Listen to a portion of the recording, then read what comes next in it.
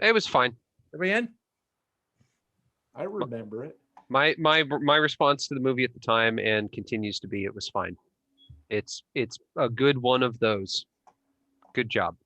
Also, you got to define one of those, my That friend. doesn't sound condescending at all. no, it just there's this kind of movie that they made in the late 60s into the early 70s that was really sort of a reaction to American Puritanism, and this is one of those. Like it it's shocking in a certain way, but I think it's shocking for the sake of being shocking, which is why it doesn't particularly, compel me. It's like a Robert Mapplethorpe exhibit. It's like Mapplethorpe was, Well, at the time, it yeah, was a lot more shocking. no, but what I'm saying is like It sounded. Mapplethorpe was a great photographer, but I just found his subjects really boring because it was shock for the sake of shock. Like this is a really interesting story. Like if you actually go and look up the historical Loudon story, it's fascinating, and the play that it's based on is really good too.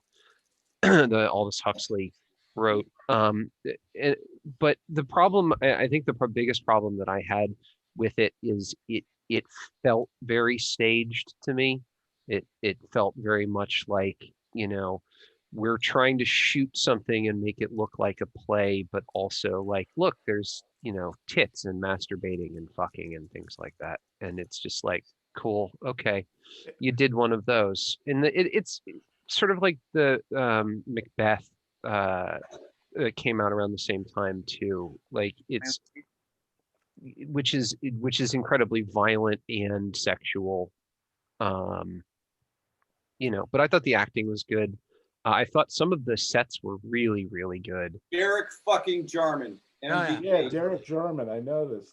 MVP. Well, admittedly, that the sets and the art direction drew attention to itself, which is either a good thing or a bad thing. And it definitely was some places like believing in there's whole city was all made of white tile, basically. Yeah, it was not quite risible or not quite believable for that kind of era. But I think it wasn't supposed to be.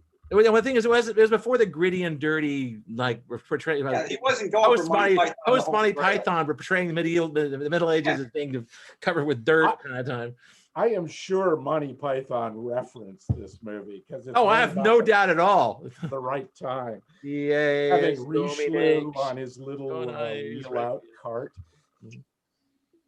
Yeah, I mean, they were definitely going for something way out, like between the costumes and the production design. They were not trying to do period perfect. Yeah. No, it was hyper realism.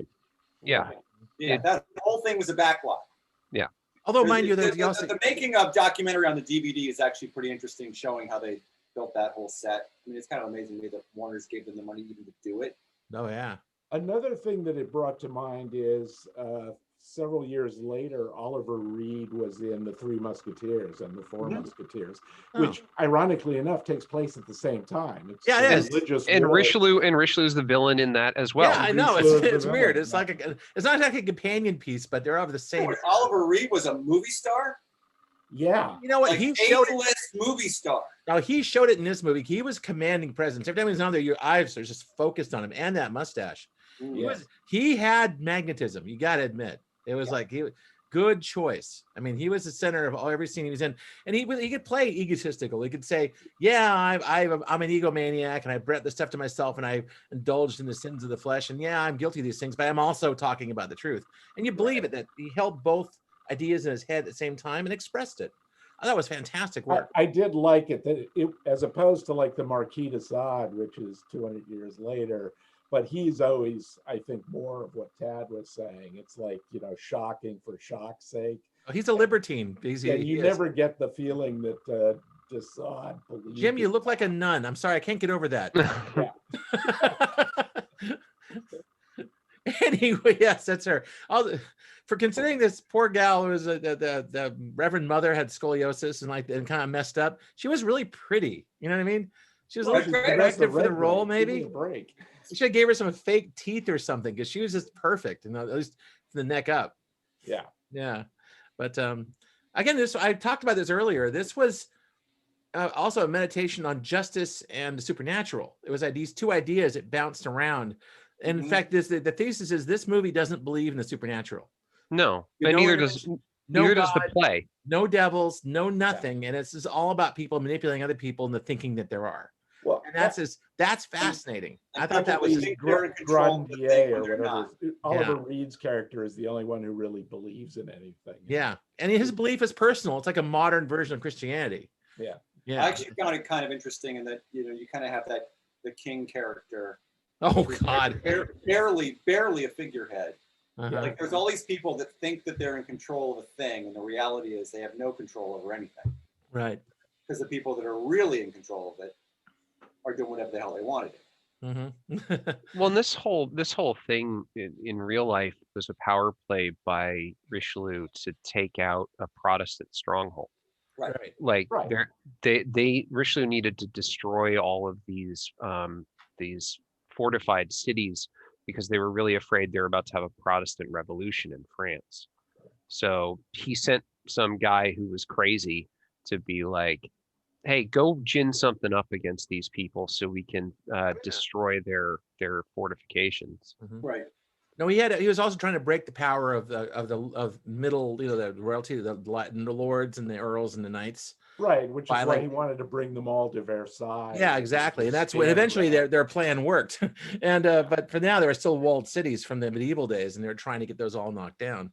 That was the politics behind it. But like I said, it was Yeah, fascinating. the south of France there, especially Navarre, was Mhm. strongly Huguenot, Mhm. and they just are Calvinist. And then you also had the heresies. The Albigensian heresy was Mhm. going on. This is the time of Saint Dominic saying, "Kill them all and let God sort it out."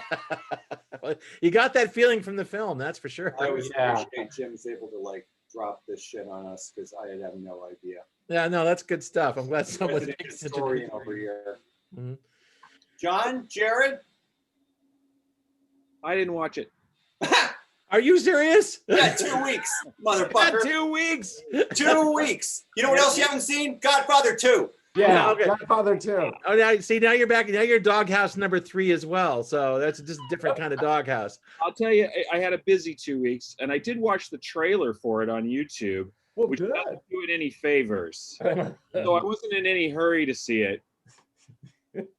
I honestly think the movie is. I think the movie is worth watching. Like, Oh, yeah. I don't think it's bad at all. It just, I feel like it lost something from the time that it came out. You know, I have a lot of affection for movies made during this period of time. Yeah, I was never not entertained by this. It's a good period for Yeah. movies. Yeah, I- early 70s was fucking just like Because basically the studio system had been destroyed, the Yeah. Hays Code had been destroyed. Yeah. It was now MPAA. Mhm. they were ruled. importing a lot of directors and also a lot of designers and costume designers and set designers and writers even from outside the US. So you're getting all these new perspectives.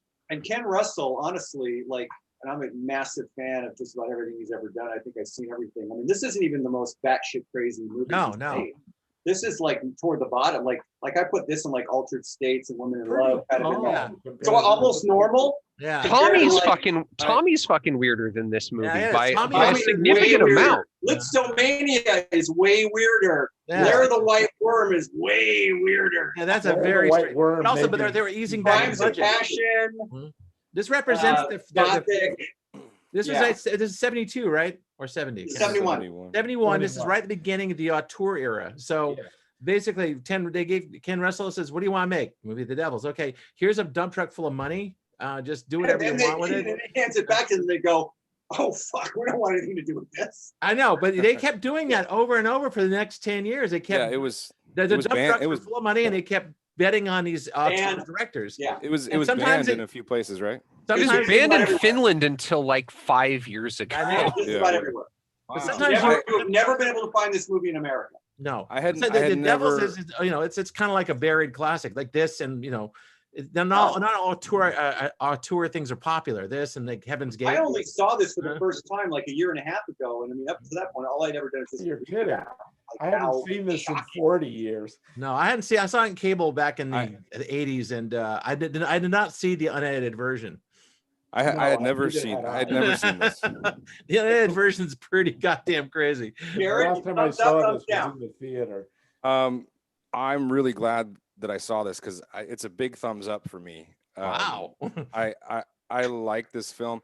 I wish it wouldn't have gone so far off the rails though, because I think it could have been a stronger film if it wasn't. When the dude with the glasses shows up, it kind of takes a turn. Yeah, and he's so emblematic of the actual 70s and late 60s time period in his look, he's like Charles Manson basically. Yeah, like the hair and the glasses. Like I think if they would have maybe made him more period looking and feeling. Yeah. And if it didn't dive too deeply into like the Caligula fucking crazy bullshit, like I mean it was like Tom Jones, I don't know, it was just fucking outrageously that's all the crazy stuff they put back in.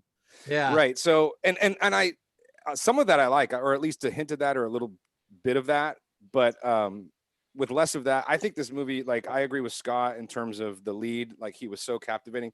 Like the weird thing is he's a total piece of shit. Oh, he is. That's the thing about him. And at first you think, oh God, this guy is the worst. He's got to be the antagonist. And then no, you realize that he's the protagonist. And there are worse people.